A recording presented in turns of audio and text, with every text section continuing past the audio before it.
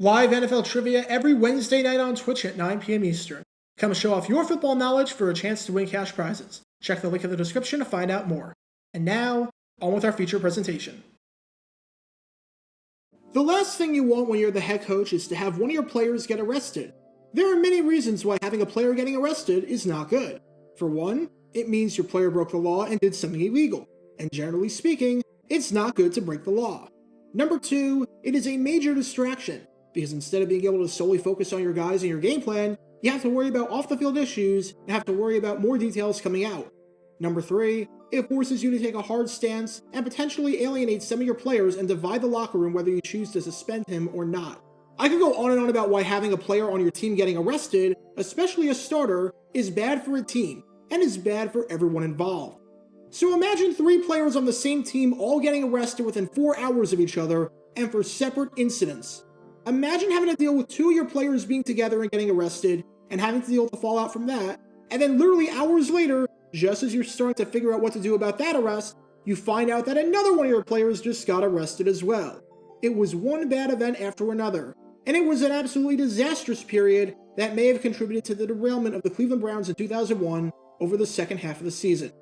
And this is the story behind the crazy drama involving the 2001 Browns and one of the strangest days from an off-the-field standpoint in franchise history. Before I talk about the incident, or the series of incidents in question, we need some context to understand the players involved, what they did, and how the team was playing before this whole mess went down. In 2001, there were not too many expectations for the Browns, and understandably so. This was their 3rd season since rejoining the league, the talent was still pretty dire on paper, and after going 5-27 in their first 2 seasons, no one had much hope, as they entered the season with the lowest over-under total in the league, as well as the worst odds of any team to win the Super Bowl at 150-1. However, with a new head coach at the helm, with Butch Davis coming from the University of Miami, the Browns were surprisingly good, and were not just outside of the cellar of the league, but were legitimately competing for a spot in the postseason. Through the first 10 weeks of the season, the Browns shocked everyone by being 5-4, and by eclipsing their over-under win total before Thanksgiving even hit. And they were tied with the Seattle Seahawks for the number 6 seed in the conference through 10 weeks, although they were on the outside looking in at the time because the Seahawks won the head-to-head meeting on opening day. The Browns looked like a good team, and a big reason why was an absolutely suffocating defense, particularly in the secondary. When the season ended, the Browns had 33 interceptions, which was the most in the NFL, and a lot of those came during the first half of the season. Most notably, in their Week 2 matchup against the Detroit Lions, which the Browns won 24-14, they intercepted Lions quarterback Ty Detmer a whopping 7 times. Why the Lions let him play the entire game, I have no idea. But even though they didn't have too many household names in that secondary, throwing on them gave quite a few quarterbacks nightmares. Again, through 10 weeks, they already had as many wins as they did the previous 2 years combined, and they easily could have been 6-3 if not for one of the most infamous collapses in NFL history, where they led the Chicago Bears 21-7 with 30 seconds left and somehow lost the game. Still, despite that choke job for the ages, they were in a really good spot, especially when compared to preseason expectations. Their point differential of +21 was one of the top 6 totals in the AFC, even beating out the defending champion Baltimore Ravens. Their defense, which had allowed just 150 points, was 3rd in the AFC, only behind the Pittsburgh Steelers at 97 and the Jacksonville Jaguars at 148. Just for some perspective, after 10 weeks, the Browns had a better record than the New England Patriots, and we all know what the Patriots wound up doing at the end of the season. Now, we were well within the second half of the season, and we were gearing up for the home stretch. The Browns had positioned themselves pretty nicely to say the least, but the job was not done. Far from it. If the Browns wanted to make it to the playoffs for the first time since 1994, and for the first time since rejoining the NFL, they were going to need to play good football and minimize the distractions. Safe to say, that did not happen, because what followed after the Week 10 victory over the Baltimore Ravens was nothing short of chaotic. In 2001, the Browns decided that they were going to spend in free agency. This is former Washington fullback Mike Sellers, and he was kind of a jack of all trades over in the nation's capital, playing fullback, tight end, and special teams. He scored 4 touchdowns over the previous 2 seasons, and the Browns, clearly needing some help in the run game and with their blocking, after finishing second to last in rushing touchdowns and yards per attempt the year before, offered him a contract in free agency. Sellers was a restricted free agent, and Washington, which had next to no cap space after their giant spending spree in 2000 that backfired horribly, did not match the deal, meaning that Sellers was now with the Browns. On one hand, Sellers did some positive things. He was on pace for career highs in every major statistical category through the first 10 weeks, and already tied his career high for touchdowns in a single season. Plus, he made some really nice tackles on special teams, including multiple tackles that went for a loss on the return. On the other hand, for what the Browns offered him, which was 3 years and $2.4 million, they were expecting quite a bit more production, since giving a fullback roughly 7 figures per year back then was a lot of money, especially because he dropped so many passes. And if the perception of the Sellers contract was negative at the midway point of the season, it was about to get a whole lot worse. On the night of Monday, November 19th, at roughly 10:30 p.m., and one day after the Browns beat the Ravens to get above 500 and improved to 5-4 on the season, Sellers was driving on the west side of the city, driving alongside teammate Lamar Chapman. Chapman was a second-year cornerback who, minus the opening game, was on injured reserve for the whole season. Sellers was driving his pickup truck when he was pulled over by police officers for speeding and swerving, though it was never revealed just how fast he was driving. When the officer came up to the window, he not only smelt marijuana, but noticed several clumps of marijuana on the floor of the driver's seat. Naturally, when the officers saw this, they asked the two men to get out of the car while a search was conducted. Oh, I should also note before going any further that they were not wearing their seatbelts, because why break just one law when you can break about 10? Sure enough, considering the fact that Chapman was putting a marijuana cigarette into a soda can when the officers approached the car, the search did not go well for the players. Along with the marijuana on the floor, there were 2 bags of marijuana in the glove compartment, and even a dollar bill with white powder on it. Let's just say that the white powder was not flour, if you know what I mean. The 2 men were arrested, with Sellers being charged with felony cocaine possession and Chapman being charged with felony drug abuse, and with the 2 men also facing misdemeanors including, but not limited to, using a vehicle to solicit drugs, drug abuse and marijuana, and traffic violations. Safe to say, it was not good. Having 2 of your players getting arrested on the same night is not ideal. Want to know what's worse than having 2 players get arrested on the same night?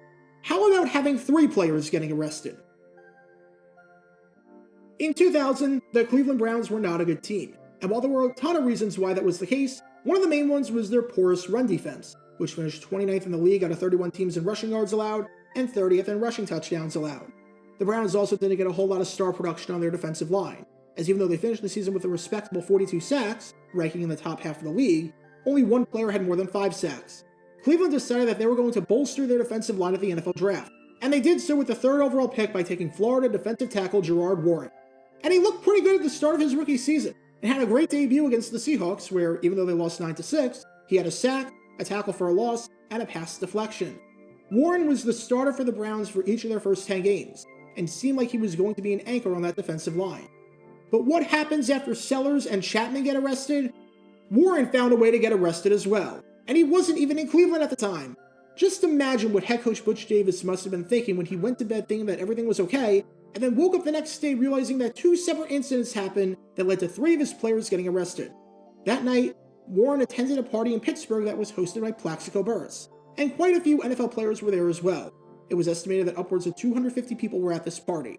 Sometime early Tuesday morning at 2:30 a.m., Warren got stopped on the east side in the Strip District. He was driving with a couple of people, including a man named Percy Blue, who was rolling a marijuana cigar. As Blue was being questioned by officers, the officers noticed an empty holster in the car. Understandably, the police started to ask questions about why there was a holster in the car, with Warren saying that he got a gun from his brother, who was a policeman in Florida, as a gift. However, Warren did not register the gun, even though said gun was in the car. And even though he had papers that showed that the gun was his, he did not have a license to carry said gun. When the police conducted their search, sure enough, they found the gun, as well as a bag that contained marijuana, which Warren was disciplined for in college while he was playing at Florida. And after the SUV was searched, towed, and impounded, Warren was arrested, making him the 3rd Browns player arrested in 4 hours in a completely unrelated incident from what got Sellers and Chapman arrested. And in the days following this chaos, the reaction around the Browns facility was exactly what you would expect. If you thought that there would be a mix of frustration, anger, disappointment, and shock, you'd be right on the money. Head coach Butch Davis was furious at the situation, and decided that he was going to send a message by suspending Sellers and Warren from their Week 11 matchup against the Cincinnati Bengals. Note that Chapman was also suspended, but that didn't really mean anything, as he was on injured reserve, so he wasn't going to play anyways. Davis expressed extreme disappointment at the situation, saying it's disappointing and embarrassing to owner Al Lerner, and the whole team and the city. Davis then continued, saying the players are extremely disappointed. They let the team down, and they let themselves and their families down. And he talked about how none of this sat well with him. And when Davis finished talking, he spoke about his philosophy dating back to his time as a collegiate coach. and how he viewed discipline in tough situations like this. He said, "I've always looked at teams that I've coached as extended members of the family. Sometimes they make mistakes, and sometimes they don't do the right thing all the time. It doesn't mean that you don't love them, but sometimes you have to have tough love." Even though the players were free on a 4-figure bond, Davis decided that he was going to act in the best interests of his team and the organization and issue punishment before the NFL could. And team president Carmen Policy expressed similar disappointment, saying, "I'm not embarrassed because I'm a realist, and because I've been in this business for over 20 years, and I've seen young men get in trouble. I'm not embarrassed, but I'm disappointed." However, Policy was thrilled with how Davis was handling the situation, saying, "I love the coach's approach. He's maintaining discipline and he's engaging in tough love. I think he's being a great parent to this team under these circumstances." Now, there was some consideration given to the idea that Warren shouldn't be suspended, since he was extremely cooperative, with a Pittsburgh police officer calling him one of the finest and nicest people I've ever arrested.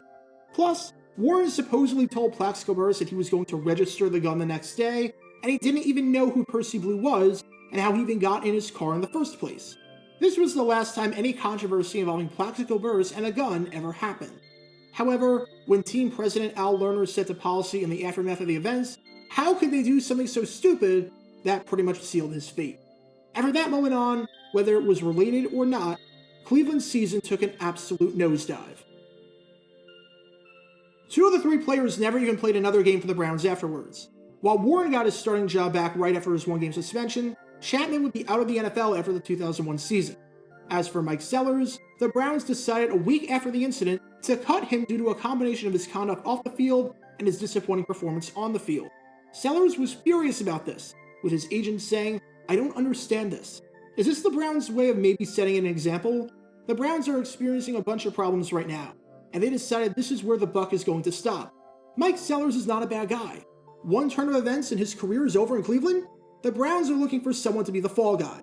So yeah, I think Sellers' camp took the news quite well.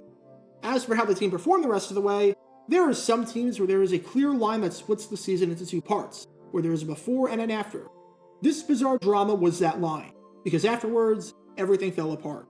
Following their shockingly good 5-4 start, the Browns hobbled to a 7-9 finish, losing 5 of their final 6 games, including their home finale against the Jacksonville Jaguars, which was not a controversial game in the slightest bit, and where nothing crazy or noteworthy happened. However, if something hypothetically happened, and you want to learn more about it, then click the card in the upper right corner. From a legitimate playoff push to a below 500 record just like that. If you told most Browns fans at the start of 2001 if they take a 7-9 season, they would have said absolutely. But the way that it happened had to have left a bitter taste in their mouths. Here is just a general word of advice for players. If you're going to break the law, don't break multiple laws at once. It's probably not a good idea during the season to be out super late at night. It's not a good idea to let people do illegal activity in your car that you do not know. It's not a good idea to have an unregistered gun in your car. And it's not a good idea to have a rolled up dollar bill, marijuana, and cocaine all in the car at the same time. Because as the legendary Afroman once said in an edited out verse of his famous song from that year, "I was gonna win some games, but then I got high. We were gonna play well and take some names, but then I got high. Now we're not in the postseason, and I know why. Hey, hey. Because I got high, because I got high, because I got high." Get your official Jaguar Gator 9 merchandise by going to jg9shop.com, and be sure to like this video, ring the notification bell, and subscribe down below if you haven't already, as it helps the channel out a lot. And be sure to check out Twitch every Wednesday night at 9 p.m. Eastern for your chance to play NFL Trivia and win cash prizes. Link in the description below. If you want to see videos like this condensed down to 60 seconds, then follow me on TikTok at Jaguar Gator 9. To see college football videos, subscribe to Jaguar Gator 8. To see highlight videos of players throughout the history of the NFL, subscribe to JG9 Highlights. Also, special thanks to all of our Patreon supporters for helping out the channel. Your support is greatly appreciated. See how you can become a patron and request future video topics in the description below.